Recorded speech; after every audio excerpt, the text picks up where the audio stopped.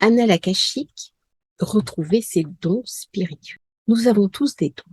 Au jour d'aujourd'hui, les âmes qui sont incarnées sur Terre sont des âmes très anciennes, des âmes qui ont connu différentes époques. La majorité d'entre elles commencent au premier temps des incarnations sur Terre. Au sein même de notre ADN, dans notre cerveau reptilien, résonnent encore les mémoires des hommes des cavernes, les histoires qu'ils se racontaient au coin du feu, les premiers dessins rupestres. Résonne encore en nous la peur de ces animaux préhistoriques qui nous pourchassaient, qui pouvaient nous tuer. C'est ainsi que naissent certaines peurs inexpliquées. De quoi ai-je peur? Certaines personnes ont peur, elles ne savent pas pourquoi. Eh bien, en fait, quand on les connecte via les annales akashiques, on s'aperçoit que ce sont des très anciennes peurs, des peurs mémorielles. Les dons, c'est pareil. Combien de vies avons-nous vécues sur Terre? Combien de vies avons-nous vécues hors de Terre? Sommes-nous les seuls dans la conscience? Sommes-nous les seuls à pouvoir nous incarner, à pouvoir recevoir une âme? C'est autant de questions que je vous pose. Chaque réponse est unique, chaque compréhension est unique, mais nous avons un savoir que nous avons accumulé de vie en vie, d'expériences qui nous permettent d'être aujourd'hui, ici, maintenant, à ce changement de temps. Tous les 2000 ans, il y a une forme de réactualisation, une forme de recalcul dans la conscience générale. Ce recalcul se déroule aussi dans les annales akashiques. C'est comme si les guides et les maîtres faisaient une sorte de bilan, un bilan d'âme, un bilan où l'on voit où est-ce que vous en êtes, ce que vous avez encore à découvrir, à apprendre, à comprendre. Et pour cela, des outils vous sont proposés, des outils vous sont offerts. Tout le monde n'a pas connaissance de ces outils. Tout le monde n'a pas conscience de ces outils.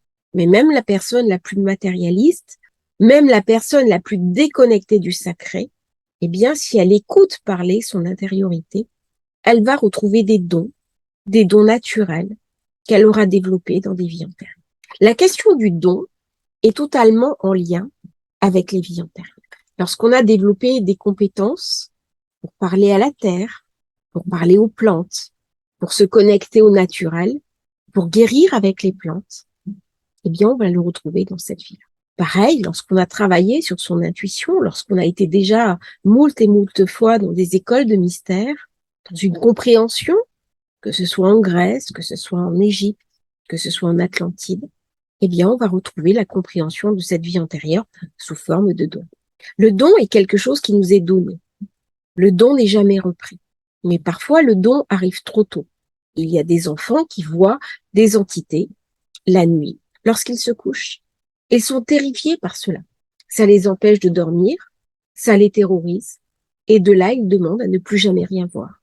Et c'est ainsi que les dons disparaissent. D'autres personnes, au contraire, vont rester toute leur vie connectées avec ces visions d'enfants, avec ce chamanisme naturel, avec cette question du sol qui est pompé des fois alors même qu'on marche sur une terre sacrée. Je suis originaire de Nouvelle-Calédonie et ce matin, au rendez-vous, j'avais une femme qui est également originaire de Nouvelle-Calédonie. La séance se passait à Nouméa, alors que moi-même, je suis à Malte. Dans un espèce de chassé-croisé, elle-même est venue à Malte, en vacances. Et nous avons parlé de cette mémoire du sol, cette mémoire des anciens, cette compréhension des peuples premiers que nous avons reçue parce que nous étions dans les tribus, parce que nous étions connectés avec l'âme des tribus, avec l'âme des peuples premiers de la terre. Chez nous, ce n'est pas enseigné. Après, bien sûr, on peut s'intéresser à la spiritualité de manière beaucoup plus intellectuelle, apprendre des choses. Mais cet enseignement premier, ce don qui vient, ce don qui s'impose à soi, il est naturel. Comment retrouver ces dons? Comment retrouver la trace de ce qui nous définit? Est-ce que c'est du magnétisme? Des fois, des personnes ressentent énormément d'énergie, brûlent véritablement à travers leurs mains. Dans les annales akashiques, des dégagements d'énergie incroyables se passent.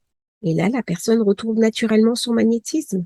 Quelque chose s'est débloqué, quelque chose a lâché, quelque chose qu'on a demandé et quelque chose qui est arrivé.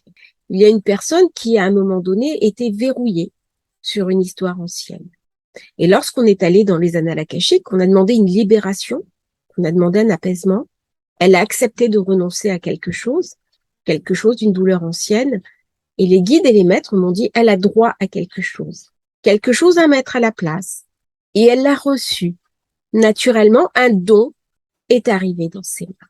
Les annales akashiques sont un niveau de compréhension, un niveau de conscience, un niveau éminemment sacré, parfait, pour retrouver les dons que nous avons eus et auxquels nous n'avons pas automatiquement accès. Toutefois, il n'y a pas de hasard.